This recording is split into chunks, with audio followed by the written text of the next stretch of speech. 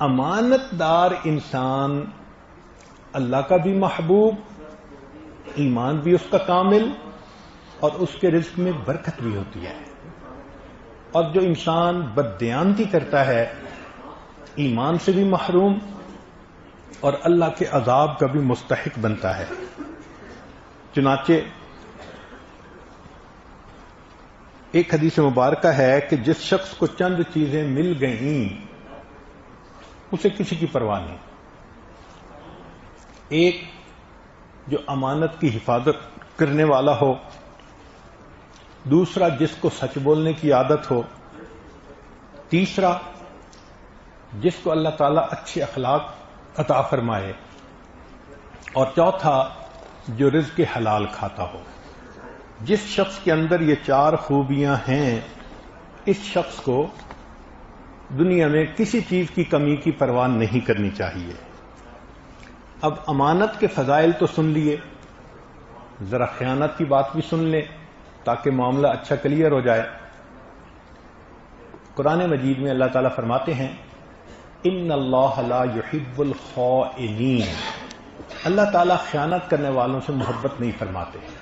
اب بتائیں یہ کتنی بڑی محرومی ہے کہ اللہ تعالیٰ فرمائے کہ میں خیانت کرنے والے کو ناپسند کرتا ہوں، میں اس سے محبت نہیں کرتا۔ ان اللہ لا یہدی کید الخائنین۔ حدیث مبارکہ اللہم انی اعوذ بک من الخیانۃ فانہا بئست البطانہ، اے اللہ میں خیانت سے آپ کی پناہ مانگتا ہوں، اس لیے کہ یہ بدترین بتانا ہے۔ بتانا کہتے ہیں یہ جو کپڑوں کے نیچے بنیان پہنتے ہیں نا اس کو۔ بعض اوقات لوگ شراکت کا کام کرتے ہیں، شریعت نے ان کے بارے میں بھی بتایا، فرمایا کہ یقول اللہ عز وجل، اللہ تعالیٰ ارشاد فرماتے ہیں انا ثالث الشریکین، دو بندے جب شریک ہوتے ہیں تو ان کی مدد کرنے والا تیسرا میں ہوتا ہوں۔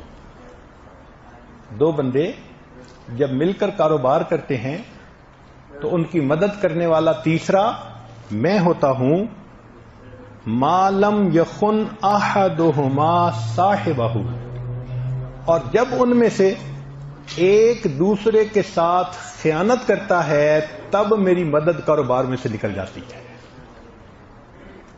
تو اس وقت تک اللہ کی مدد ساتھ ہوتی ہے جب دونوں امانت داری کے ساتھ کام کرتے رہتے ہیں، اور جب ایک دوسرے کو دھوکہ دیتا ہے تو اللہ تعالیٰ کی مدد ان کے کاروبار میں سے نکل جاتی ہے۔ حدیث مبارکہ لا تزال امتی بخیر ما لم تر الامانۃ مغنما، میری امت سے اس وقت تک خیر نہیں جائے گی جب تک کہ یہ امانت کو مال غنیمت نہ سمجھیں گے۔ آج وہ وقت آ گیا ہے نا، کسی کی امانت ہو تو اس کو مال غنیمت سمجھتے ہیں۔ والصدقۃ مغرما، اور صدقہ کو ٹیکس سمجھیں گے، بوجھ سمجھیں گے۔ زکوٰۃ دینا بوجھ نظر آتا ہے اور دوسرے کا مال وہ مال غنیمت نظر آتا ہے۔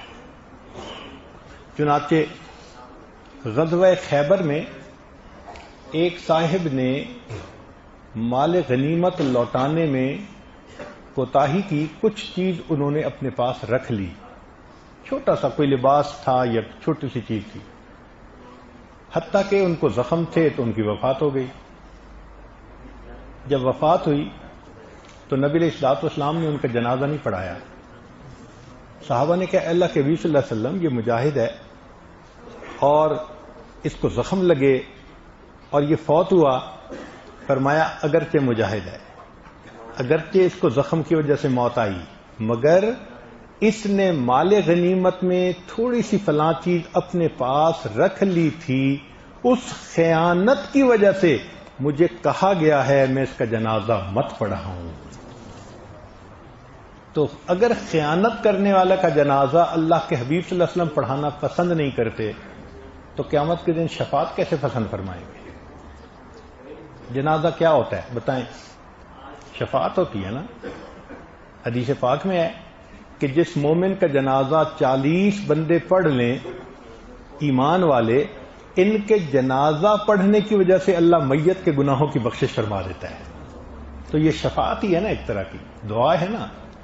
تو اگر نبی علیہ السلام نے دنیا میں شفاعت نہیں فرمائی ایسے بندے کی، تو پھر قیامت کے دن شفاعت کیا فرمائیں گے؟ اس کا مطلب یہ کہ خیانت کرنے والا بندہ قیامت کے دن اللہ کے حبیب صلی اللہ علیہ وسلم کی شفاعت سے محروم ہو جائے گا.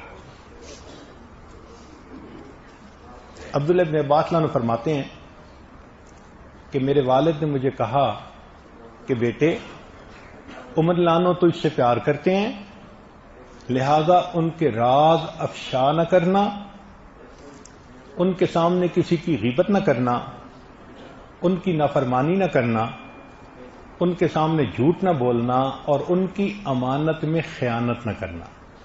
یعنی 5 چیزیں والد نے ان کو بتائیں. اب اس بات کو اور سمجھنے کے لیے خیانت کیسے ہوتی ہے آج کل اور کتنی عام ہے، ذرا اس کو بھی کھول دیں. پہلی بات، وراثت میں خیانت. وراثت میں خیانت کیا ہوتی ہے؟ والد فوت ہو گئے، پیچھے سارا مال بھائی کے ہاتھ میں، نہ وہ بھائی چھوٹے بھائیوں کو پورا حق دیتا ہے نہ بہنوں کو دیتا ہے. جو بھائی نہ چھوٹے بھائیوں کو حق دے گا نہ بہنوں کو حق دے گا، وہ امانت کے اندر خیانت کرنے والا ہوتا ہے. حتیٰ کہ اپنی والدہ کو بھی اس میں سے پورا حق نہیں دیتے، اپنے پاس رکھتے ہیں، ہاں ضرورت کا خرچہ دیتے رہتے ہیں. خیانت ہے. اور اگر دوسری ماں ہے تو اس کا تو حق ہی نہیں سمجھا جاتا، شریعت میں تو حق ہے اس کا. شریعت نے کہا انما یأکلون فی بطونہم نارا، ایسا بندہ اپنے پیٹ میں آگ بھر رہا ہوتا ہے. لا الہ الا اللہ، لا الہ الا اللہ، لا الہ الا اللہ، لا الہ الا اللہ، لا الہ الا اللہ.